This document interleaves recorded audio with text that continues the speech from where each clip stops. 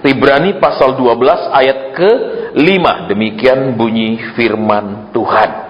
Ada hal yang ada sedikit berbeda yang Tuhan mau sampaikan kepada kita pada malam hari ini. Baik, demikian bunyi firman Tuhan. Ibrani 5 ayat 12. Dan sudah lupakah kamu akan nasihat yang berbicara kepada kamu seperti kepada anak-anak? Hai anakku, janganlah anggap enteng didikan Tuhan, dan janganlah putus asa apabila engkau diperingatkannya. Sampai di sana saja saudara, yang indah kita akan lihat beberapa pengertian-pengertian di ayat ini, ya. Yang jelas sekarang yang pertama, ya, saya ingin tanya yang tidak pernah putus asa siapa di sini? Yang selalu bersemangat, selalu ceria, ya, ada?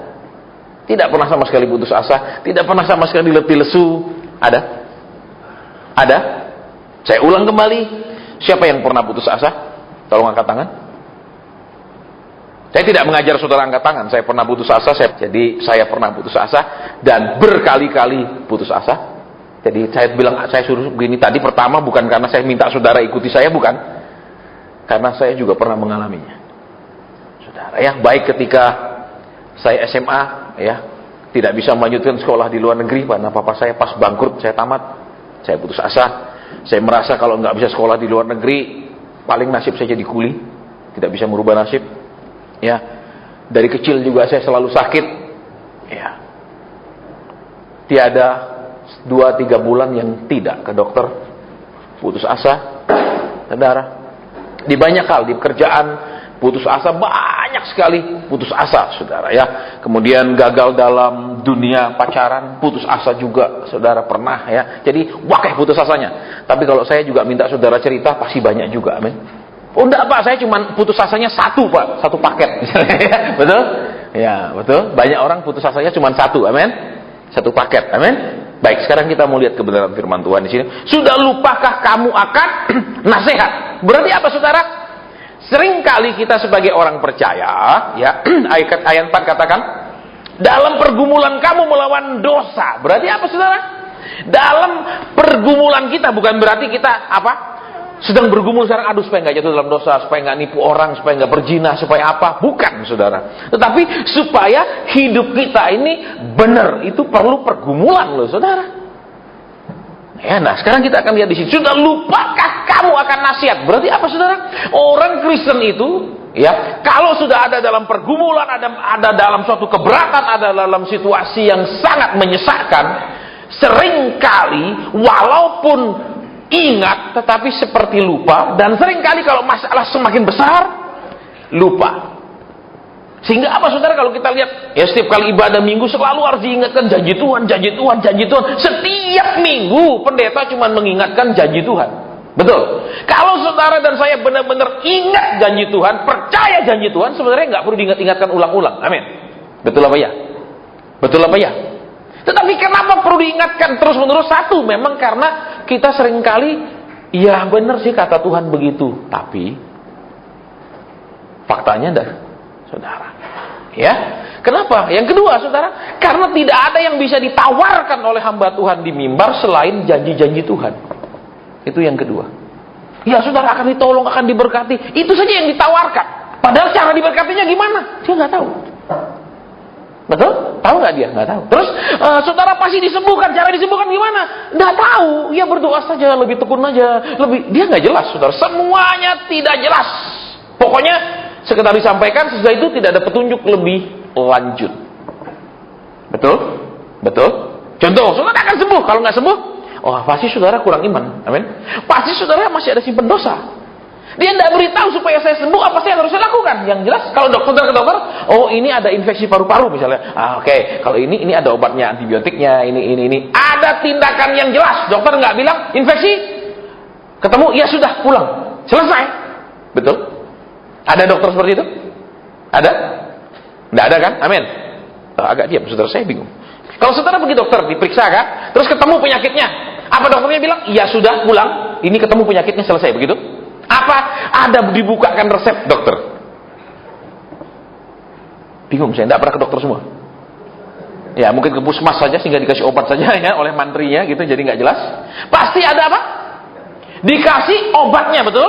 Iya apa ya? Nah, seringkali ketika kita ibadah kita diketahui penyakitnya, cocok apa yang dia katakan penyakitnya kita, tapi tidak diberi resepnya. Betul. Betul. Tuhan pasti memberkatimu. Terus piye? Ya tunggu, percaya. Resepnya cuma itu. Mana bisa? Betul. Terus saudara dan saya duduk di rumah, ya, nunggu. Tidak ada uang jatuh dari langit, saudara. Betul. Kecuali pesawat bisa jatuh dari langit. Uang nggak bisa. Amin. Saudara. Jadi seringkali ini yang hilang, saudara. Terus apa yang ketiga? Kenapa hanya janji-janji yang disampaikan? Karena umat Tuhan tidak suka diajar, ditegur, dinasehati, dididik firman Tuhan. Senangnya malah ngajari Tuhan. Amin. Ajarannya ke mana? Tuhan, ini masalah terlalu berat. Kalau bisa berhenti ngajar saya. Cukup sampai di sini, Tuhan. Amin. Betul. Terus apa lagi? Tuhan, berkatmu kurang banyak, kurang cepat ngirimnya. Amin. Kita yang mengajar dia, betul, itu kalau bahasa Jawanya namanya keminter, amin. Makanya orangnya hidupnya muter-muter aja, nggak kelar-kelar, saudara, karena keminter. Baik, kita lihat lagi di sini. Sudah lupakah kamu? Berarti apa, saudara? Ketika dikatakan dalam pergumulan kamu melawan dosa, kamu belum sampai mencucurkan darah. Nah, kita akan lihat. Saya tidak akan bahas ayat di atasnya, tapi saya akan cepat supaya nggak terlalu ya. Yesus sendiri pernah mengalami, Alkitab katakan di situ, ya, pergumulan yang berat, ayat 2. Saya tidak baca supaya cepat. Ya, dia mengalami pergumulan, yaitu orang-orang menentang dia, orang-orang tidak menerima dia, bahkan orang-orang sakit hati kemudian menyalibkan dia. Nah, berarti apa, saudara? Ya, kalau kita perhatikan di sini, ya, ketika kita menentang, ketika kita melawan, kita seperti melukai Tuhan. Itu yang kalimat yang sederhananya ayat 2. Tetapi juga, saudara, ya, sesudah kita melukai dia mati buat kita, ya. Kemudian apa? Ketika kemudian dalam hidup kita sampai luka, mengalami luka, kecewa, gagal, dan segala masalah, sebenarnya itu juga datang bukan karena penghukuman, tetapi juga karena perbantahan. Karena perbantahan dan pertentangan menimbulkan luka. Tolong diperhatikan. Itu intinya kalau ayat 2. Saya nggak terlalu panjang. Semoga saya saudara cepat mengerti maksud saya. Ya. Nah, kita lanjut dulu. Lupakah kamu? Berarti apa, saudara? Sering orang percaya kalau mengalami seperti ayat yang di atasnya tadi, di ayat keempat, ada pergumulan dan pergumulan. Mereka selalu cenderung menganggap itu dosa, hukuman dari Tuhan, serangan iblis, kutuk turunan, dan segala macam yang kira-kira cocok. Ya, makanya dulu waktu saya sekolah, saudara, sekolah misi, ada dia punya formulir-formulir. Apakah saudara ini hidup susah karena ada kutuk turunan? Maka ada pertanyaan-pertanyaan yang saudara harus jawab. Contohnya, apakah saudara punya orang tua pernah pergi tempat keramat, ada pernah pergi dukun, dan lain-lain. Kalau pernah, kesimpulannya ada kutuk turunan. Dengan gampang dikatakan ada kutuk turunan. Terus apa lagi, saudara? Itu harus ada pelayanan pelepasan. Dengan mudah sekali, saudara isi, seakan-akan semua langsung ketemu sumbernya dan akan beres. Ternyata tidak, saudara. Ya, kemudian apalagi, saudara? Ya, misalnya kalau itu dalam masalah dan pergumulan. Terus, apakah saudara ini dipanggil oleh Tuhan? Misalnya, Tuhan bilang apa? Di dalam 5 jawatan, Nabi, Penginjil, Rasul, Guru, dan Gembala. Akan ada isi. Saudara harus isi formulir. Apakah saudara sering mendapat mimpi? Itu pertanyaannya. Saya masih ingat karena saya sekolah itu. Ya, saudara harus isi. Iya, saya sering mendapat mimpi. Terus ada yang selalu apakah saudara sering ada mendapat sebuah seperti penglihatan atau apa? Semua yang mengisi formulir itu semua bilang sering dapat mimpi. Saudara, yang tidak pernah mimpi angkat tangan. Tolong berdiri. Sama sekali tidak pernah mimpi, angkat tangan. Yang sering mimpi, angkat tangan. Dapat mimpi, angkat tangan. Yang sangat banyak punya mimpi di hidup ini, angkat tangan. Saya tanya dulu, ya. Yang minimal pernah ada waktu tidur dapat mimpi, tolong angkat tangan. Turunkan tangan. Ya, yang di hidup ini banyak memimpikan sesuatu, tolong angkat tangan. Mimpikan punya mobil, mimpikan ini, mimpikan ini, mimpikan ini. Rata-rata, amin? Iya apa ya? Loh, iya apa ya? Tidak ada, Pak, mimpi saudara. Saya percuma bermimpi, Pak, ya. Itu misalnya, ya. Oke, ada juga karena saking kecewanya tidak pernah terjadi, akhirnya dia tidak ada mimpi-mimpi. Saya jalani hidup apa adanya. Nah, kita kembali dulu ke sini, saudara, ya. Saya akan sampaikan dulu. Jadi, sudah lupakah kamu? Berarti apa, saudara?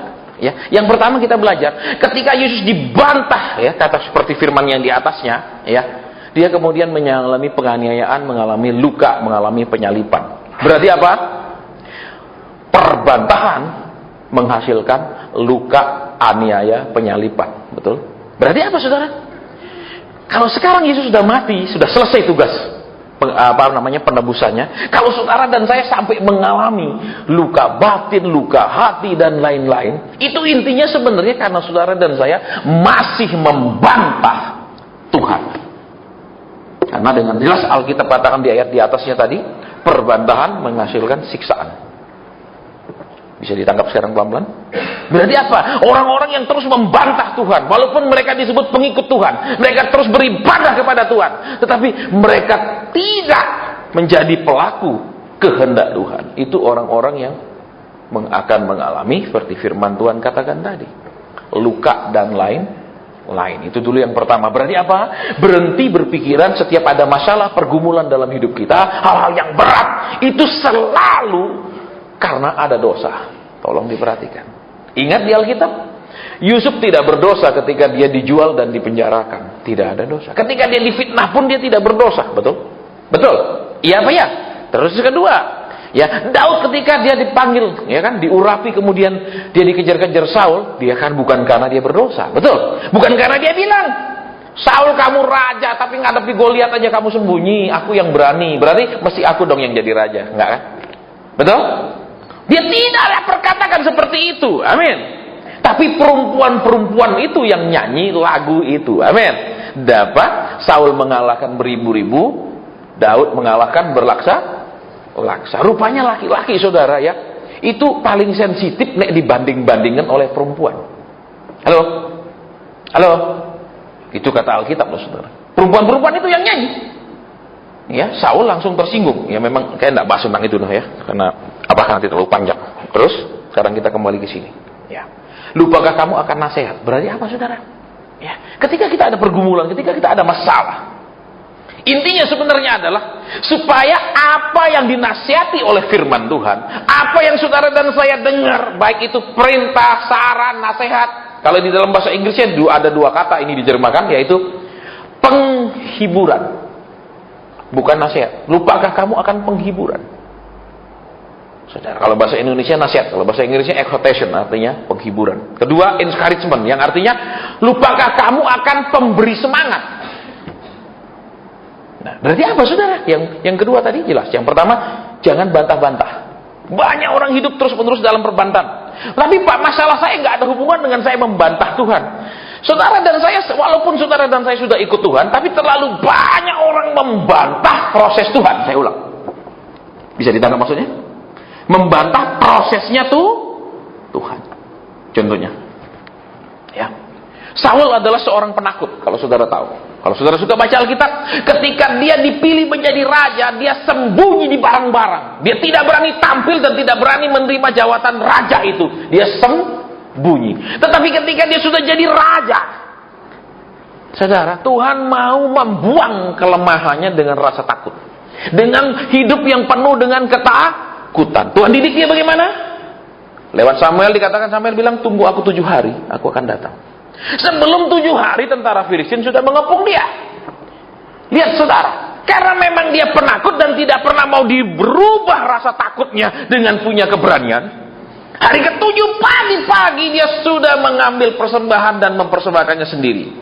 Lagi dia persembahkan, Samuel muncul. Perhatikan. Berarti apa? Saudara dan saya senang tidak senang punya kelemahan. Amin. Amin. Bukan hanya kelemahan penyakit, misalnya faktor turunan. Ya, itu penyakit genetik. Ya, kan banyak diabetes itu diturunkan secara genetik. Itu ada, saudara, itu ilmu kedokteran mengakui semua bahwa banyak penyakit yang bisa dari turunan. Nah, berarti terus apa? Kita punya sifat-sifat juga banyak masih yang perlu diperbaiki. Betul? Banyak kekurangannya kan? Betul? Iya apa ya? Rasa nggak? Saya nggak rasa, Pak. Saya lebih rasa hidup saya yang penuh kekurangan. Amin. Agak diam. Saya ulang lagi, saudara. Ya, mungkin saya terlalu tajam ngomong. Ya.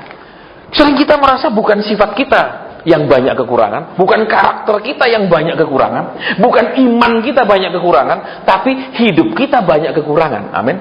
Karena mimpi-mimpi atau apa yang kita mau belum dapat, jadi kurang. No, ini belum ada, ini semua dihitung kurangnya banyak. Amin. Betul apa ya? Nah, saudara, Tuhan lebih tertarik memperbaiki karakter kita. Karena karakter kita itulah yang akan menentukan hidup kita selanjutnya rupanya kayak apa. Contohnya, ya, seorang laki-laki yang karakternya kasar, laki-laki yang karakternya macam-macam misalnya. Dia nikah, tentu saja rumah tangganya nggak bahagia. Betul, anak-anaknya pun akan rasa sengsara kalau lihat orang tua tiap saat bertengkar. Betul. Betul. Yang pernah jadi anak-anak, tolong angkat tangan. Semua. Kalau saudara dengar waktu kita kanak-kanak orang tua bertengkar, tepuk tangan. Apa sering nangis? Ayo, apa bilang gini? Ayo ma, gebuk papa ma, hajar ma. Misal gitu, atau kita sedih. Halo? Sedih? Ya apa ya? Nah, kita lanjut dulu di sini kembali. Yuk. Ya. Banyak orang merasa mereka tidak membantah Tuhan. Tetapi pada intinya mereka menolak karakter mereka diperbaiki. Sudah lupakah kamu? Berarti apa saudara? Ada karakter yang perlu diperbaiki. Orang dinasehati supaya berubah. Ada hal yang perlu diperbaiki. Kedua, kalau terjemahan bahasa Inggrisnya katakan orang dihibur. Berarti apa? Dia sedih, dia susah. Nah, intinya sekarang kembali ke sini. Akan nasihat yang berbicara kepada kamu seperti kepada anak. Yang menarik, coba saudara dan saya perhatikan kalimat di sini. Saya juga cek tadi bahasa Inggrisnya. Yang berbicara kepada kamu kepada anak-anak. Terus kalimatnya hai anakku, bukan hai anak-anakku. Tolong perhatikan kalimat ini. Saya ulang kembali. Ya, saudara yang bisa bahasa Inggris, saudara buka semua terjemahnya sama. Dia pakai kalimat singular di situ. Kalimat tunggal, bukan plural, bukan jamak. Tetapi lihat kalimat ini, ya kita lihat. Hai, dia berbicara kepada kamu seperti kepada anak-anak. Banyak sebenarnya kepada anak-anak berbicara. Tetapi yang dibicarakan hai anakku, bukan hai anak-anakku. Berarti apa? Walaupun firman itu berbicara kepada semua anak-anak Tuhan, tetapi hanya terbatas anak Tuhan yang mau dibentuk, bisa dinasehati, yang bisa ngerti tujuan kesusahan pergumulan di hidup ini. Saya mau ulang. Ya, kalau saudara nggak percaya buka terjemahan lainnya. Jadi dia bilang, hai anak-anakku. Tapi lihat di sini kembali ya, saya ulang ya. Firman ya, nasihat yang berbicara kepada kamu seperti kepada anak-anak. Tapi kata-katanya hai anakku. Bukan hai anak-anakku, banyak. Hanya hai anakku. Berarti di situ apa? Firman berbicara kepada semua orang, tapi hanya sedikit orang yang menerima. Sedikit orang yang mau berubah, sedikit orang yang mau dididik oleh Tuhan. Semua orang ingin hidup makmur, tapi sedikit sekali orang mau dididik sama Tuhan. Semua orang Kristen disebut pengikut Tuhan, tapi hanya sedikit yang benar-benar ngikut mau Tuhan. Sisanya maksa Tuhan ikut mau dia. Saudara, makanya di sini dikatakan hai anakku, bukan hai anak-anakku. Perhatikan kalimat di sini, saudara. Ya, baik, terus kita lanjutkan. Janganlah anggap enteng didikan Tuhan. Saudara perhatikan, sementara kita bergumul pergumulan yang berat, kata firman Tuhan di ayat atasnya, bergumulan yang berat, masalah yang berat, ya, problem yang berat, mungkin sakit yang berat. Tuhan bilang jangan anggap enteng didikan Tuhan. Berarti apa saudara? Kita harus membuang kecenderungan kita, ya, lebih memikirkan, lebih memberatkan pergumulan keadaan hidup kita, lebih pikirkan ke sana, lebih mencari macam-macam daripada menghargakan didikan Tuhan. Tolong diperhatikan. Kalau firman Tuhan, alah ya boleh dilakukan, boleh tidak. Amin. Tapi kalau kaya, wajib semua orang Kristen harus sukses. Wajib semua orang Kristen harus diberkati, katanya anak Tuhan. Saudara dan saya lihat. Ya, kita lanjutkan. Jangan anggap enteng didikan Tuhan. Berarti apa saudara? Sementara kita ada beban pergumulan masalah, yang kita rasa berat adalah masalah itu, beban itu, situasi dan keadaan itu. Kita tidak mengatakan, oh ya berarti ini Tuhan sedang berurusan dengan saya. Ada hal yang harus dirubah dalam hidup saya. Kalau saudara dan saya mulai berpikiran, lewat masalah ini hidup saya sedang dirubah, lewat pergumulan hidup ini hidup karakter saya sedang Tuhan poles, masalah itu jadi ringan. kalau kenapa kayak begini, kenapa mesti kayak begini, kenapa mesti lama, Tuhan jawab. Itu yang gak akan menjadi rasanya semakin berat. Tapi kalau iya ya, Tuhan belum jawab, kadang rasanya sangat lelah. Berarti apa? Tuhan melatih kita sabar nunggu. Kalau kita bilang iya ya, saya dididik sabar nunggu, jadi enteng. Tapi kalau kenapa belum dijawab Tuhan, kenapa lama sekali, apalagi kenapa orang lain kok lebih hidup lebih enak, kok saya terus yang susah, itu akan menjadi lebih berat lagi rasanya. Saya ulang pelan-pelan ya, lihat, jangan anggap enteng didikan Tuhan. Berarti apa, saudara? Yang kita seringkali beratkan, perhatikan, fokuskan bukanlah proses kita dididik, bukanlah kerinduan untuk semakin berkenan sama Tuhan.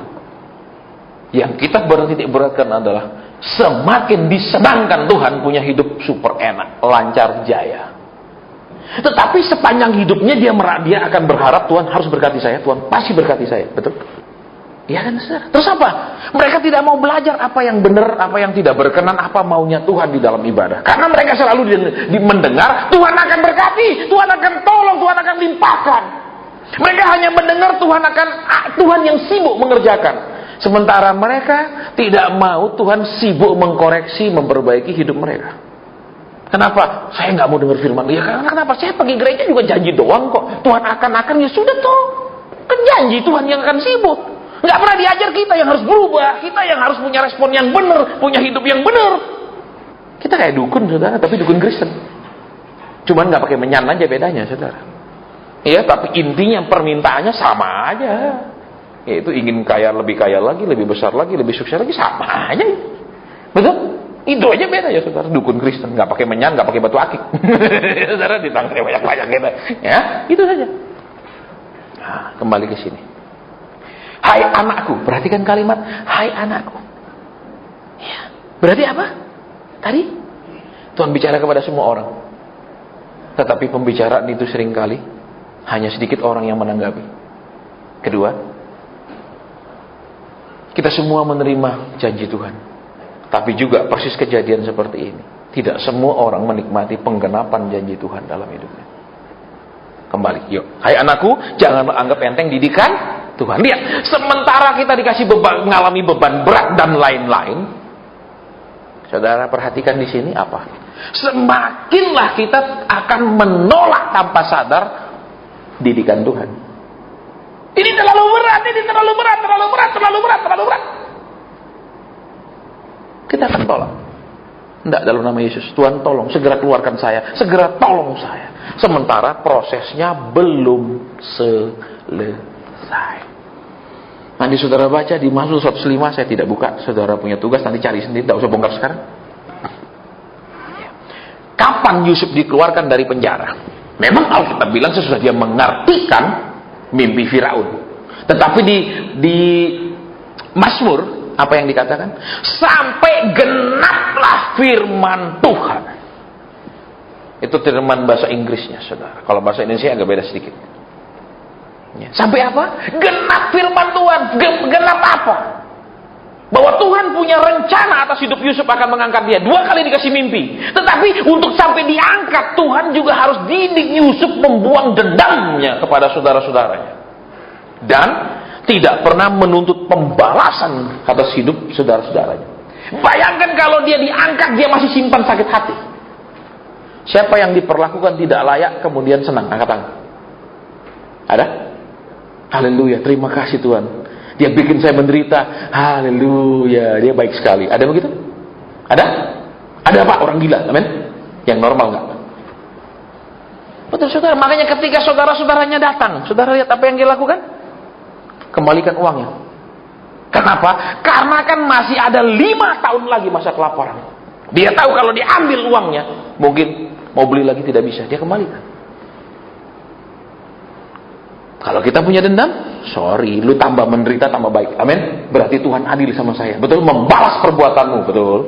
Lu iya apa enggak? Iya apa enggak? Kalau orang nyakiti kita, dia menderita, kita merasa Allahku adil. Glory haleluya. Amin. Betul apa ya? Atau kita, Tuhan jangan balas dia, kasihan nih dia Tuhan, begitu? Atau mana keadilanmu Tuhan, bertindaklah, betul? Hajar dia Tuhan, amin. Pembalasan harus lebih kejam dari perbuatan, amin. Saudara lihat kembali di sini. Maka sampai genap firman Tuhan, kalau terjemahan bahasa Inggrisnya. Genapnya apa? Dia sudah diproses, dia sudah dimurnikan, dia siap diangkat. Maka ketika dia diangkat, kalau dia ada benci, urusan panjang, betul? Kalau kita sudah ada kuasa, kita bisa berbuat apa yang kita mau, kan? Betul? Betul? Mungkin kita tidak membalas dendam karena kita takut dihukum. Mungkin kita takut penjara kalau kita balas, betul? Tapi kalau ada kesempatan, halo? Betul? Betul apa ya? Dia tidak lakukan. Terus apa yang terjadi ketika saudara-saudaranya dia bilang, bawa, papaku datang. Dan kalian semua bawa ke sini. Dan dia katakan apa? Dia memilihkan tanah yang paling subur, yaitu tanah Goshen di Mesir. Saudara dan saya. Berarti apa? Karakternya sudah terbentuk. Banyak orang ingin hidup enak. Banyak orang ingin hidup diberkati. Tanpa Tuhan boleh ngurus kelemahan-kelemahannya. Duh Pak, kalau gini kita jadi Kristen apa? Tidak bisa bela diri dan lain-lain. Justru karakter itulah yang sedang dicari oleh Yesus. Betul? Yesus bilang kan, kalau mau aku bisa perintahkan 12 pasukan malaikat. Betul? Betul waktu dia ditangkap? Dia perintahkan tidak pas 12 pasukan malaikat untuk tolong dia dan menghancurkan orang-orang yang mau menangkap dia? Tidak. Ada karakter yang sedang Tuhan proses, bentuk, dan inginkan ada di dalam hidup kita. Kita mau perhatikan. Zaman sekarang kita jarang mendengar khotbah tentang itu. Yang selalu khotbahnya, Tuhan akan tolong berkati, bikin kaya, bikin makmur, bikin hidup enak. Sementara hidup kita tidak bahkan bikin enak kita punya pasangan. Betul? Betul apa ya? Halo? Kembali di sini. Jangan anggap enteng. Berarti apa saudara?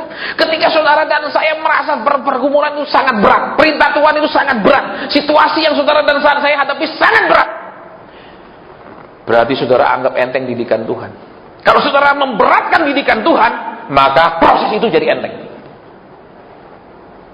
Halo? Saya ulang kembali.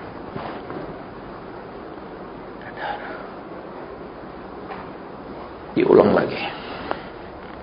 Ketika masalah pergumulan berat, maka pemberontakan akan keluar, yaitu sikap menganggap enteng. Apa saya disuruh nunggu sekian tahun? Orang lain sudah dijawab. Mungkin itu dosa, mungkin. Kita menganggap enteng karakter kesabaran. Betul? Kita menganggap enteng ketekunan. Nah butuhlah yang gitu. Semua zaman sekarang percepatan aja. Amin. Nah butuh yang begitu-gitu. Lihat sekarang makanya. Kenapa semuanya rasanya berat ketika Tuhan menciptakan keadaan-keadaan yang kita rasa sebagai pergumulan. Kuncinya cuman merasa berat di pergumulan berarti menganggap enteng didikan Tuhan. Tetapi kalau menghargakan didikan Tuhan, pergumulan itu jadi enteng. Cuman dua. Mudah tidak mudah, tetapi kalau kita anggap itu didikan Tuhan dan kita hargakan, oke, hapus. Tapi kalau enak aja, nggak bisa. Berarti didikan Tuhan kita nggak hargakan. Halo, sekarang tolong perhatikan hanya dua sisi. Ketika kita rasa sangat berat didikan Tuhan, berarti kita berontak, tidak mau taat, tidak mau nurut, dan kita akan terus ada dalam pergumulan untuk taat. Keadaan kita tidak akan berubah.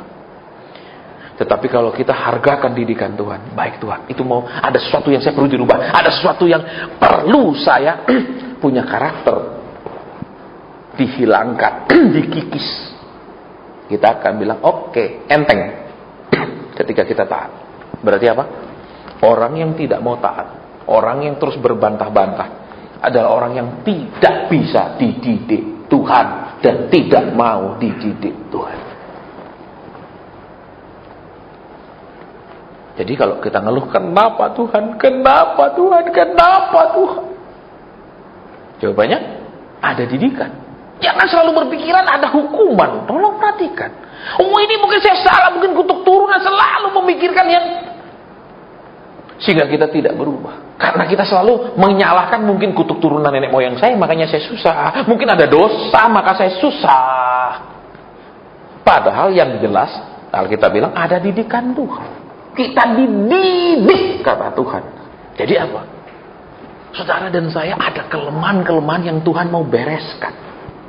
Karena kelemahan itu akan membahayakan saudara kalau di keluarga. Istrimu akan dibahayakan dengan kelemahanmu. Engkau jadi istri, suamimu akan dibahayakan oleh kelemahan-kelemahanmu itu. Rumah tanggamu akan dihancurkan oleh kelemahan-kelemahan karakterku dan kelemahan karakter saya.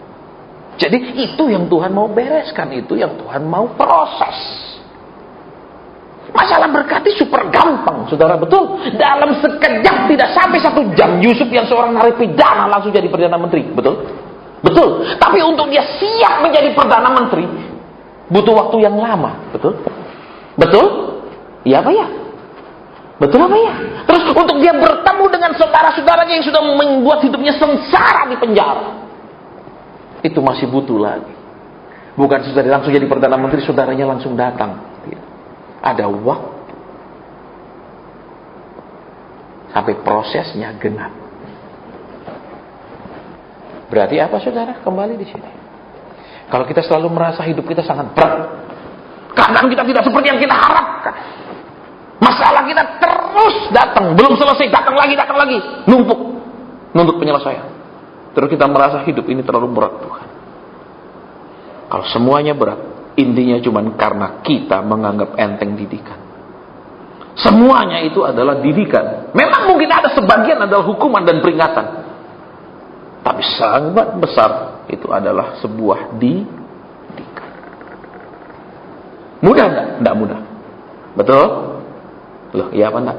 Suami istri aja kalau disakiti, kadang-kadang rasanya kalau saya bisa balas, saya balas, betul. Paling tidak minta Tuhan keadilan. Tuhan, mana keadilan, betul? Jujur, lihat kebenaran di sini. Ya, jadi kembali kita belajar apa? 2 sisi. Ketika semuanya jadi berat, karena masih ada penolakan, bantahan dari hidup kita untuk dididik, maka semua berat. Tapi semua ringan ketika kita mau menerima itu sebagai bagian daripada didikan. Kita lanjut. Dan janganlah putus asa apabila engkau diperingatkan. Kalau bahasa Inggrisnya bukan diperingatkan, tapi dibentak. Rebuke. Dibentak. Saudara, jangan berharap firman Tuhan itu selalu berkat. Jangan berharap Tuhan akan tolong. Jangan berharap Tuhan akan cepat selesaikan masalah dan pergumulan kita. Lihat, jangan putus asa apabila engkau diperingat. Ketika engkau dibentak, ketika sikap kita menolak dididik. Tidak perlu saya dididik Tuhan, tidak perlu saya berubah. Yang saya perlu duit Tuhan, yang saya perlu kekayaan Tuhan. Makanya suatu hari firman Tuhan tidak akan lagi manis bicara kepada kita. Firman Tuhan suatu hari akan sangat keras kepada kita. Jadi sekarang tinggal saudara dan saya pilih. Firman Tuhan yang saudara dan saya akan dengar firman yang manis. Tuh, saya selalu dengar manis, Pak, janji-janji berkat. Itu palsu. Kenapa? Kitab Wahyu mengatakan berbahagialah orang yang membaca. Betul? Terus apa? Dan melakukan firman Tuhan. Bukan berbahagialah orang yang mendengarkan Tuhan akan melakukan janjinya, memberkati, menolong dan lain-lain. Berbahagialah orang yang menuntut Tuhan melakukan apa yang dia katakan. Tapi kita yang melakukan. Kalau firman kita lakukan, berarti itu firman penugasan, firman perintah, bukan firman berkat. Kalau berkat Tuhan yang kerjakan, kita terima. Tapi kalau perintah, kita yang lakukan. Itu berbeda, saudara. Ya, makanya zaman sekarang firman Tuhan katakan apa? Dengan jelas. Di zaman akhir, orang akan memalingkan dirinya dari pengajaran sehat dan akan mendengar dongeng. Orang nggak senang, saudara, tentang kita akan diajar Tuhan, kita akan dididik Tuhan. Yang ada kau akan diberkati. Sebelum pertengahan tahun Tuhan akan curahkan sampai turah-turah begitu. Tunggu omong kosong semua. Bukan orang lebih miskin dia saja yang tambah kaya. Banyak yang begitu. Tabur. Mereka tambah miskin, kita tambah kaya. Betul, jemaat nggak bisa beli mobil build up, pendeta naik mobil build up, enak aja. Betul. Karena semua orang kalau diberkati pasti seneng. Amin. Tapi kalau dididik oleh kebenaran firman Tuhan, belum tentu seneng kan? Buktinya dari tadi nggak ada amin. Tapi kalau saya robah khotbah saya, saudara, Tuhan tuh didik kita karena zaman sekarang enggak. Kalau 2000 tahun yang lalu mungkin didikannya agak lama. Seperti misalnya waktu dia menjanjikan sesuatu kepada Abraham. Itu kan tahun 2000 sebelum Masehi. Lama sekali, tapi sekarang karena sudah mau kiamat, saudara nggak perlu tunggu lama-lama, pasti dia bersegera. Pasti amin keluar. Bener apa ya? Loh, kalau saya putar-putar gitu, pasti amin. Ya dong. Abraham perlu nunggu 25 tahun karena itu 2000 sebelum Masehi. Sekarang sudah zaman akhir segera. Tuhan segera datang, saudara nggak perlu nunggu 25 tahun. Semua dipercepat kalau bisa cuma 25 hari. Amin. Pasti amin. Dari tadi nggak ada aminnya. Loh. Pak, kami memang nggak biasa bilang amin di gereja. Tapi percaya kalau saya khotbah berubah pasti amin. Nggak amin, amin. Ya apa ya? Sepi. Kalau Tuhan akan menjawab engkau, apa pergumulanmu, dia akan bangkit, membalaskannya, dia akan memberi pelepasan, pasti glory, amin, gitu. Tapi kalau ketika engkau dan saya merasa pergumulan itu sangat berat, berarti engkau dan saya, saudara, membantah dan menolak didikan Tuhan. Gembeng, timbangannya cuma didikan dan masalah. Berat mana? Kalau merasa berat sekali pergumulan, berarti didikan kita entengkan. Alah, apa sih dididik Tuhan? Tak penting. Penting dijawab dong. Dibawa saya ke tanah yang lapang. Jangan sesak Tuhan. Sementara kita bikin sesak Tuhan terus, amin. Agak diam. Ya, makanya Profesor Peter Wagner itu kan guru besar di seminari Fuller di Amerika. Dia mengundurkan diri. Dia profesor pertumbuhan gereja. Nggak ada orang Indonesia gelar profesor pertumbuhan gereja, cuma satu dia di dunia. Dia mengundurkan diri. Ya, kemudian dia bikin sekolah yang berbeda. Yaitu, kalau orang ada tanda memang mau dipakai Tuhan, ada tanda dia memang dipanggil Tuhan, baru boleh masuk sekolahnya. Bukan setiap orang mendaftarkan diri masuk sekolah Alkitab, sekolah teologi diterima. Dia mau orang-orang yang benar dipanggil Tuhan, bukan orang-orang yang mungkin lihat, waduh dari pendeta enak ya, mobil mewah-mewah, rumah ikan, punya uang triliunan di Singapura. Ono. Ini tidak karangan. Sementara jemaat susah-susah, banyak nggak bisa kontrak. Heran. Kalau kita jadi bapak kaya raya, masa anak kita nggak mau bagi-bagi, amin? Betul. Makanya Tuhan Rasul Paulus bilang apa? Kamu punya beribu-ribu pendidik, tapi kamu cuma punya satu bapak. Jarang ada orang punya hati bapak. Kalau bapak bangga kalau anaknya lebih dari dia, betul? Betul apa ya? Coba sekarang, maaf kata seorang ibu, saudara bawa anak perempuan saudara jalan, tiba-tiba teman-teman bilang, waduh lebih cantik ibunya dari anaknya. Kecewa kan? Berarti anak gue jelek dong. Tapi kalau, aduh Ci, anaknya itu loh Ci, kok cantik sekali sih, kalah mamanya, bangga malah. Betul apa enggak? Ayo, ibu-ibu, bangga nggak? Pasti seneng dong. Ya kalau bilang, tuh Ci, anaknya cakep banget lo, kalah mamanya, bangga malah kan? Betul apa ya ibu-ibu? Tapi kalau, aduh Ci, kok anaknya gini Ci, mamanya cantik sekali, aduh anaknya susah dilihat, pasti, aduh, betul, kecewa kan? Karena punya hati seorang ibu. Sama orang bapak juga gitu. Kenapa? Waduh om, anaknya om hebat om, kerjanya hebat, bisnisnya keren om kalah, seneng kan? Ya apa enggak? Tapi aduh om, anaknya om goblok banget, dia kerja apa gagal, bego banget, kalah sama om. Bangga enggak? Malah kecewa kan? Aduh anak saya itu. Oh, hati bapak itu ingin anak-anaknya lebih, bukan ingin anak-anaknya enggak boleh lebih melampaui dia, betul? Loh, betul? Coba beban jemaat yang dikasih diakonia tiap bulan. Kalau pindah puji Tuhan, amin. Diakonia kita utuh dananya. Kalau yang kaya jangan pindah dong, amin.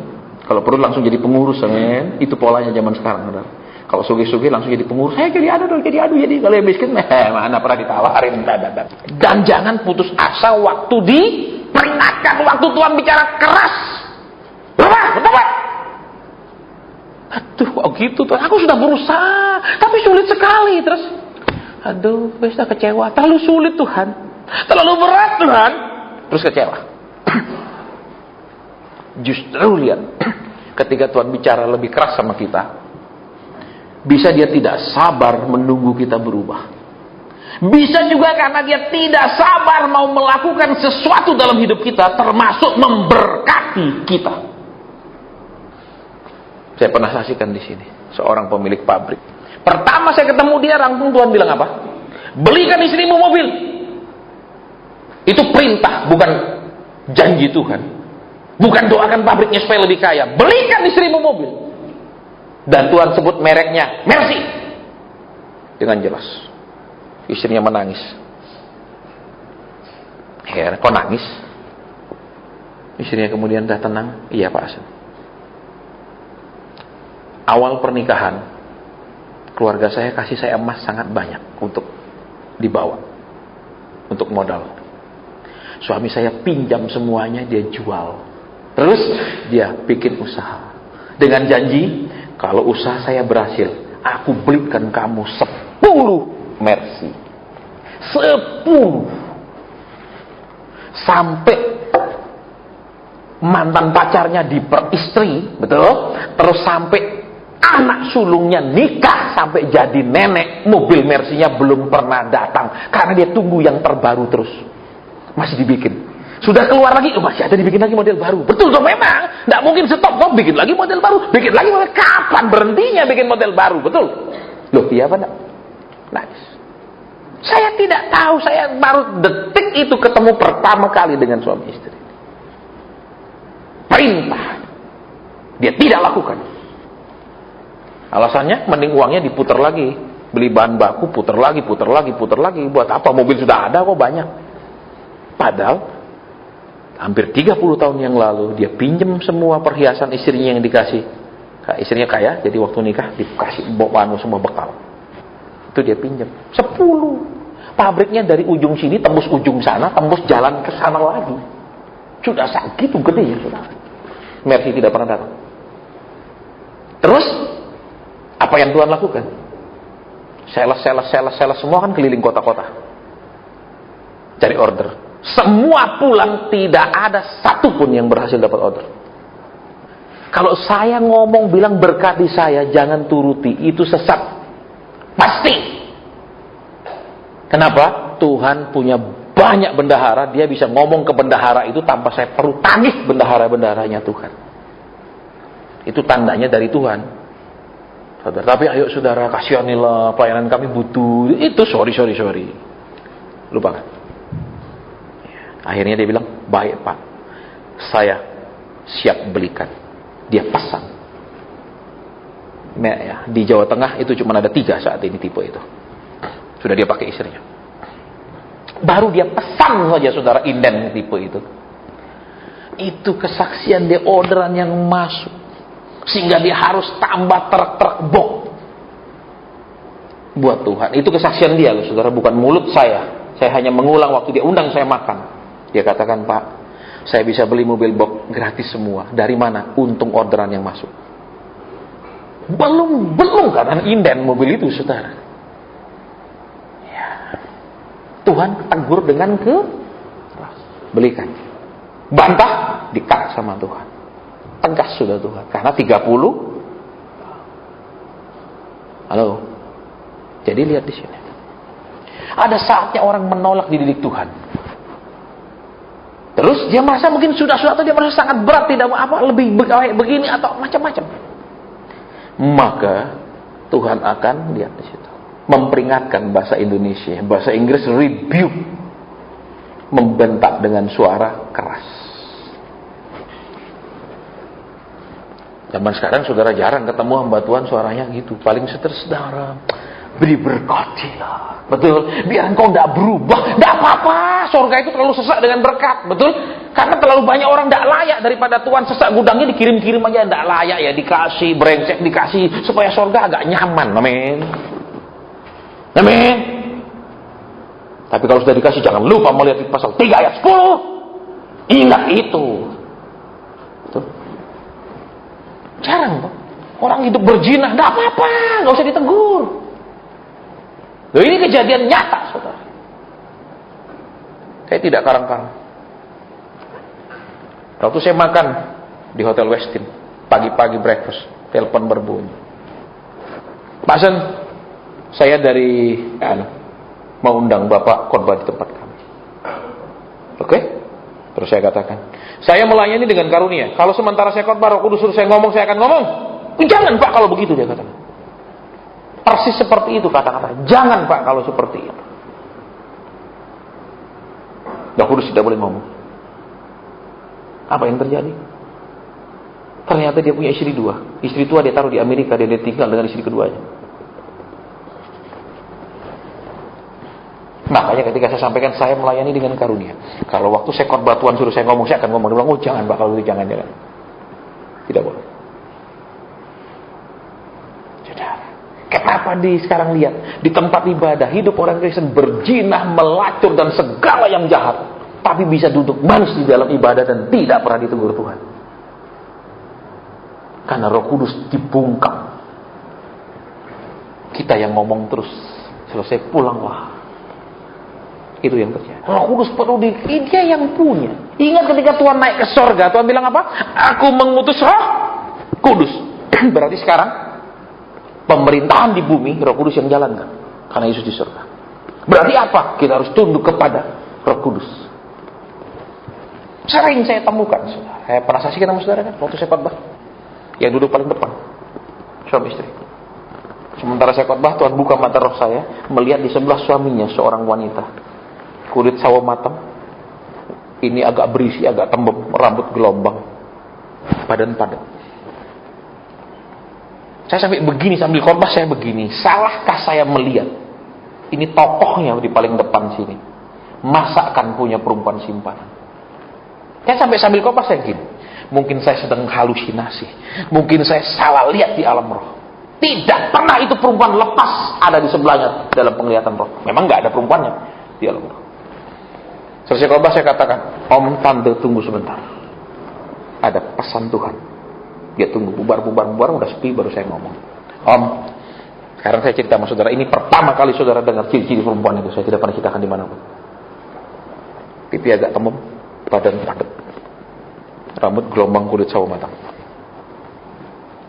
Siapa perempuan itu? Tidak tahu. Tinggi suaranya. Oke Om, mungkin saya salah lihat. Silakan pulang. Tidak sampai 2 minggu kemudian isinya telepon saya, nangis. Pak, apa yang Pak Hasan lihat? Ternyata benar. Suami saya punya perempuan simpanan. Loh, kok kasih tahu? Dia bawa anak kecil Pak Hasan umur 6 tahun ke rumah dan dia bilang itu darah dagingnya. Dia minta satu rumah kosong kami untuk berikan perempuan itu dan anak itu. Itu kisah nyata di salah satu kota. Tolong Pak Hasan segera datang ke kota kami. Tolong Pak. Saudara. Dan sejak itu saya tidak pernah lagi diundang. Betul. Saya juga nggak permalukan dia di depan umum kan. Saya panggil dia berduaan doang. Dan saudara nggak tahu siapa namanya kan. Saya nggak bisa dituntut kalau saya sebut namanya. Ya, nggak boleh. Itu bisa ada tuntutan. Kalau umum begini nggak ada tuntutan. Siapa yang dimaksudnya tahu. Itu kisahnya.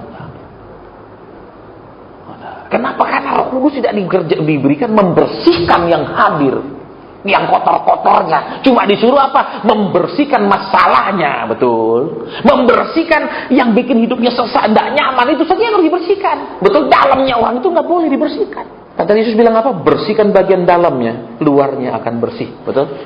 Kalau hidup kita ini sudah mau dibersihkan nama Tuhan, luarnya bersih dari yang bikin sesak, bikin nggak nyaman, bikin apa, bersih. Jangan kebalikan, luarnya doang mau dibersihkan, dalamnya nggak bersih. Kenapa saya nggak diundang lagi? Padahal saya ngomong secara pribadi kepada mereka berdua. Saudara tahu sebabnya? Karena di ibadah di tengah minggu, istrinya ngamuk di gereja. Kan di gereja kan minggu, tengah minggu ada ibadah lagi, ngamuk. Jangan undang itu, asal nabi palsu. Saya tahu suami saya siapa. Dia bilang suami saya selingkuh. Padahal saya ngomong cuma berdua, ini udah sepi semua, udah nggak ada orang, baru saya ngomong. Istrinya, saya tahu siapa suami saya, nabi palsu. Oh, yang di gereja dia ribut. Makanya semua orang di gereja tahu yang hadir di ibadah tengah minggu. Terus tidak sampai 2 minggu lagi bener-bener itu kejadian. Bawa anak satu laki. Mah, ini anak darah dagingku. Sudah selingkuh 7 tahunan, punya anak 6 tahun. Istrinya nggak pernah tahu. Duduk paling depan berdua. Bisa dibayangkan. Nah, makanya di Alkitab bilang di perjanjian lama apa? Tuhan itu perlu membersihkan. Di perjanjian baru pun Tuhan perlu membersihkan. Kalau saudara baca di kitab Yeskil, betul? Begitu kotornya, betul? Ya benar. Sampai kemuliaan Allah perlu diangkat dan pergi. Nanti buka kitab Yeskil. Kemudian di zaman Tuhan Yesus perlu itu meja ditendang balik, dibongkar balikkan sama Tuhan Yesus. Karena ada dagang di dalam. Kalau dagang pasti mencari keuntungan. Kalau dagang pasti memikirkan untung dan rugi. Betul? Dagang tidak ada pilih rugi, pasti pilih untung. Amin. Betul apa ya? Kalau saya sampaikan firman begini, mereka akan tersinggung dan pergi cari yang lebih enak. Saya rugi. Jadi saya pilih yang untung. Mereka senang aja saya khotbah. Saya untung. Kenapa? Mereka tetap di sini, mereka tetap kasih saya persembahan. Saya untung. Begitu kan? Maka Yesus tidak suka mental dagang. Itu perlu dibersihkan, perlu dibersihkan. Jadi sekarang di akhir pemberitaan firman Tuhan, kalau kita terus dalam pergumulan, itu cirinya kita sedang membantah terus Tuhan. Kita tidak mau berjalan terus. Kita sedang adu kuat sama Tuhan. Kalau kita sudah nurut, selesai dah. Jadi enteng kalau sudah nurut. Tapi kalau masih lawan terus, itu sangat Yang kedua, kalau kita terus merasakan bahwa itu berat masalah dan pergumulan, berarti sikap kita tidak menghargakan didikan Tuhan. Tapi kalau kita bilang, baik Tuhan, ini mendidik saya. Baik Tuhan, ini merubah sifat saya. Jadi enteng. Karena kita tahu ya, itu bukan untuk nyiksa menghukum kita, itu untuk membuat kita jadi Kristen yang lebih baik. Untuk apa? Supaya berubah. Bukan untuk dimanfaatkan. Nah, sekarang kembali yang ketiga. Kalau kita terus melawan, terus kita membantah, terus nggak mau terima, ya, tidak memperhatikan bahwa itu adalah sebuah proses mendidik. Suatu saat Tuhan tidak lagi ramah sama kita. Suatu saat Tuhan tidak lagi ngomong lembut sama kita. Mungkin pendeta kita tetap lembut sama kita, tapi hidup kita akan menjadi sangat keras karena Tuhan bersikap keras. Pendeta bisa doakan kita terus ketika kita punya problem, tapi tidak bisa buat kita keluar dari problem. Pendeta bisa doakan kita terus untuk kita sembuh, tapi belum tentu kita bisa sembuh. Betul? Pendeta terus mengatakan diberkatilah, belum tentu kita terima berkat. Tadi dikatakan jangan putus asa ketika dibentak. Ketika Tuhan bilang, aku udah tunggu kamu terlalu lama. Kita bilang, ya aku manusia Tuhan. Tuhan bilang, ya siapa bilang kamu malaikat? Betul. Enak. Kamu penuh kelemahan, ya justru karena kau penuh kelemahan, aku didik supaya berkurang terus kelemahannya. Jangan didik aku Tuhan, aku cuma kurang uang. Nah, ya tak?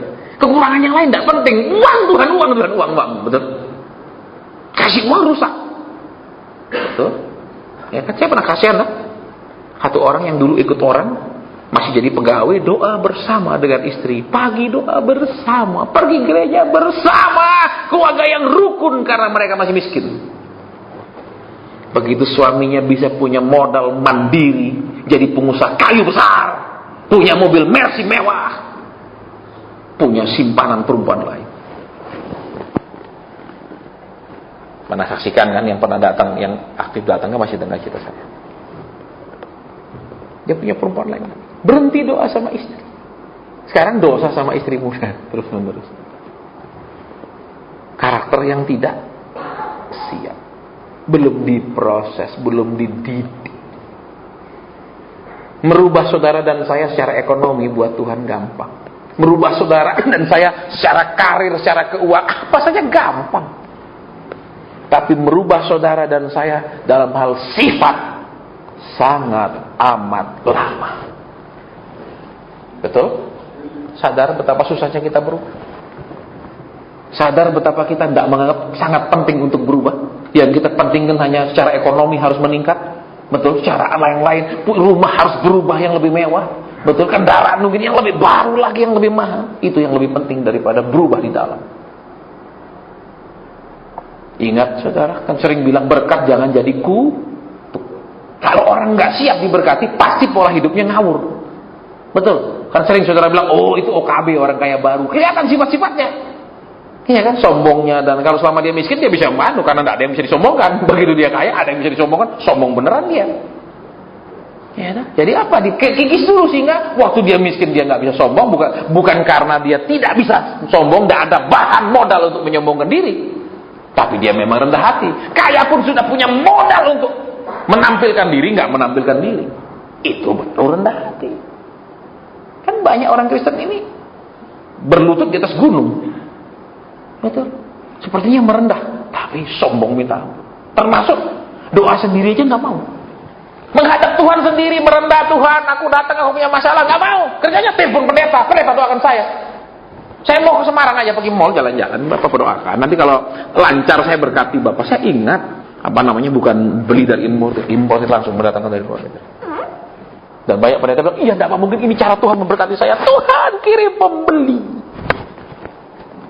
Tuhan bilang kamu cocoknya kerja properti aja, betul. Kalau mau cari-cari begitu, tidak dosa kalau kerja properti dapat komisi, betul. Tapi kalau kita hamba Tuhan main komisian, dosa, sombong. Dia butuh sama Tuhan, dia suruh wakilnya yang datang. Saudara bisa bayangkan sikap sombong suruh wakil-wakilan? Bisa? Bisa? Yang butuh tidak mau menghadap sendiri, suruh orang lain datang. Itu kan sebuah sombong. Sehingga kita merasa kita lebih tinggi. Saya nggak perlu datang sendiri ke dia, saya bisa suruh orang lain aja datang. Itu kan menganggap dia rendah.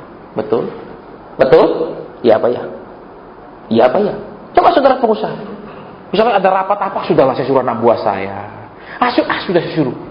Itu berarti saudara dan saya tidak menghargakan kan orang yang mengundang saudara. Betul? Tapi kalau, oh ya, ini diundangan dulu, nggak bisa diwakilkan. Berarti kita menghargakan kan? Itu orang penting, nggak bisa saya wakilkan ke orang lain. Tapi banyak anak Tuhan pun dia anggap, saya nggak perlu datang, saya bisa wakilkan. Sebuah kesombongan. Sering saya terima SMS. Pak, tolong doakan, tolong doakan, tolong doakan, tolong doakan. Enak saja. Kenapa? Mereka sudah doa apa? Berapa menit? 5 menit. Kalau saudara lagi butuh bisa berjam-jam. Dia aja butuh nggak nunjukin dia butuh kok. Dia kepepet nggak nunjukin dia kepepet. Sama kita aja dia nunjukin kepepet. Saya kepepet sekali, Bapak yang doakan loh. Kepepet aja ngewakil. Gitu. Saya sering tanya sama mereka, gini aja ya, kalau saya yang doakan nanti berkat semuanya ke saya ya. Oh jangan Pak, Bapak tugasnya hanya mendoakan, nanti kami kasih 10%. Saya enak loh, saya yang semuanya saya kerjakan, saya dong yang seharusnya berhak kan. Iya apa ya, cengglinya gitu toh. Betul. Nah kalau saudara sekarang katakan ya, mengerjakan sesuatu berlima, tapi saudara sendiri kerja 4 nggak kerja, secara keadilan semua mesti ke saudara kan. Betul. Bukan bagi 5 kan, karena 4 duduk-duduk. Kan begitu. Enak aja. Bapak yang doakan, Bapak yang doakan, Bapak yang doakan. Pak, sorry. Saya bilang. Langsung saya. Jangan berpikir semua pengusaha itu pemurah. Yang jelas mereka pemarah. Kalau kita tidak buruk, mereka marah. Itu pasti. Tapi belum tentu pemurah loh, saudara. Jangan pikir orang-orang punya duit lebih royal daripada orang nggak punya duit. Kemarin saya khotbah dengan saya Sabtu malam, saya bilang.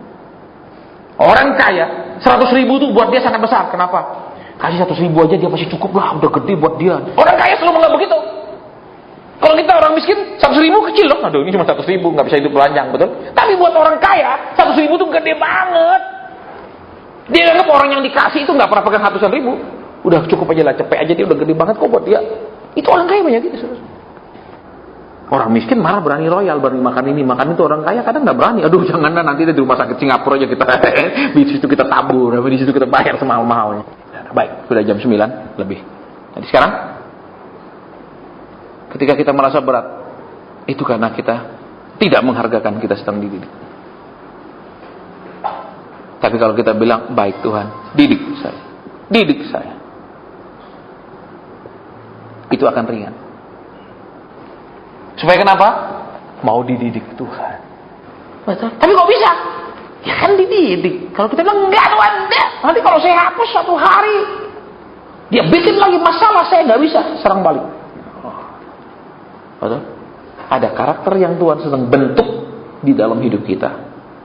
Ketika kita melawan terus, karakter itu tidak pernah terbentuk. Ya, dengan karakter yang tidak pernah terbentuk itu akan menghancurkan kita di masa depan. Kembali ke Saul. Ini yang terakhir. Penakut. Betul? Betul? Lihat, waktu orang Filistin pun menyerang, dia mengambil pasukan lebih banyak daripada anaknya. Mestinya anaknya dikasih lebih banyak karena dia pengalaman perang. Kamu bawa lebih banyak. Tidak, dia yang ambil lebih banyak pasukan. Nanti saya buka di Alkitab. Penakut. Tetap karakter penakutnya tidak pernah dibuang. Kemudian ketika Daud sukses, dia bilang apa?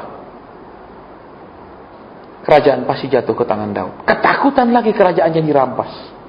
Karakter yang tidak terbentuk akan terus menghancurkan kita. Terus menghancurkan kita karena karakter yang sama itu akan di dalam setiap situasi merusak kita. Iblis sudah pakai macam-macam cara menjatuhkan kita. Satu kelemahan karakter itu diulang-ulang serangannya, diulang-ulang tidak akan jatuh kembali. Banyak contoh di Alkitab, banyak. Yudas pun punya karakter maling. Ya toh? Maling, terus maling. Betul? Tidak bisa dirubah tuh, sampai dia binasa. Ada karakter kelemahan satu saja, itu cukup menghancurkan hidup kita. Makanya Tuhan berurusan terus dengan karakter kita. Supaya kenapa? Perjalanan hidup kita ini, kalau sudah karakternya aman perjalanannya. Jangan dikit setan. Semua setan yang salah. Padahal setannya bilang, aku tidak jatuhin kamu kok, betul? Aku tunggu kamu jatuh gitu sendiri. Itu saudara, saya nggak tahu di Kudusnya apa pindah-pindahan jemaat, apa tarik-tarikan, apa di kota-kota lain gitu, tarik-tarikan, pindah-pindahan. Terus jemaatnya saking semangatnya ajak orang lain pindah, ayo pindah ke tempat saya, tempat saya top markotop, gitu pindah. Yang saya, ayo tempat kamu nggak ada, itu rumput kering, sini semua rumputnya hijau semua, walaupun plastik, gitu. Ya, ada banyak orang bukan mempromosikan Yesus, tapi mempromosikan pendetanya, gerejanya. Ini banyak gontok-gontokan. Saudara, makanya gereja setan bilang apa? Kami tidak perlu ganggu kalian. Kalian ngancurin diri sendiri kok. Ngapain diganggu-ganggu? Ya, ingat di sini. Karakter-karakter yang belum Nanti saudara lihat hidup Yakub bagaimana dia dirubah dari seorang penipu. Dia ditipu 10 kali supaya rasain jadi. Lu nipu sekali, lu ditipu 10 kali. Maka kemudian seumur hidupnya dia berubah, kapok nipu-nipu.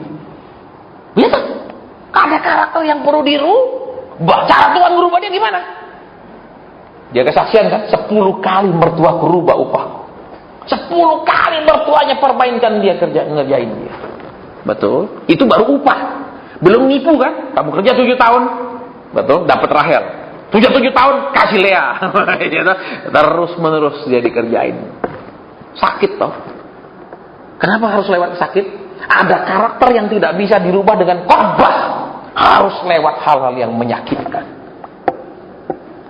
Jadi saudara tinggal pilih.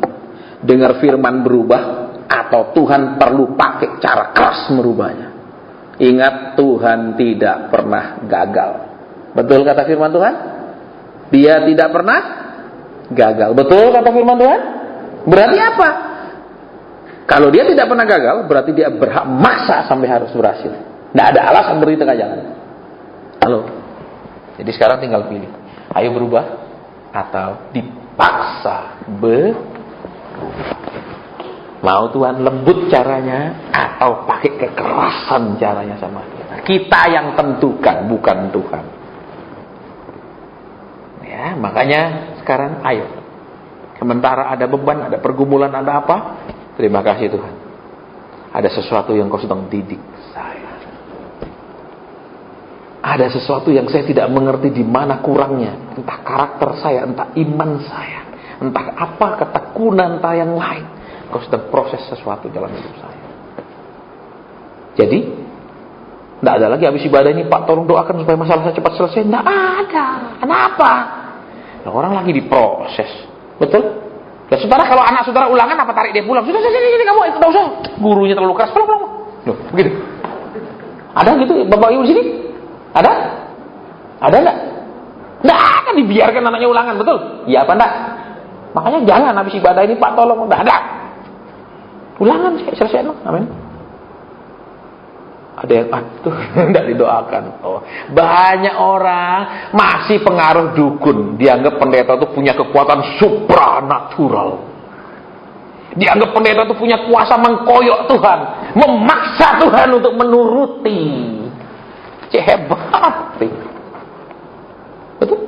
Tugas kita nurut Tuhan, bukan dituruti Tuhan. Amin. Amin. Jangan berharap dan menghayal pendeta punya kekuatan sakti. Tidak ada. Memang nenek moyang kita zaman kuno, prasejarah memang suka perdukunan. Tapi jangan tetap tidak dihilangkan perdukun. Oh dia dekat sama Tuhan. Oh bisa dia itu. Bisa nanti dia ngerayu Tuhan. Oh enak. Ya, jadi sekarang ingat kebenaran di sini udah selesai, nggak ada doa lagi.